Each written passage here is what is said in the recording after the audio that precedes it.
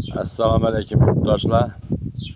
Yine mahallemizde Xiva tuman Al-Harazmi Cama Xo'jaligida vodoprovod o'tirishlar ishlari olib borib turibdi.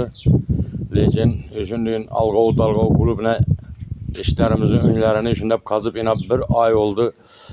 Shunchalik borib aytganimizga qaramasdan bellarni gömüp taxlab bermay turibdilar. Hatto hokimning muavini Zafer Bek'a müracaat qildik. O ham 2-3 milyon aytdi. Bu vodoprovodchilar hech qanday qilmajaqlar bular. Alg'ov-dalg'ov eshikimizni o'ngini ko'ring. Bir oy oldu bular idorasidan borib Yoshulisidan ham aytib keldik. Rasulbek degan yigit. Shuni qilmay turibdi bu.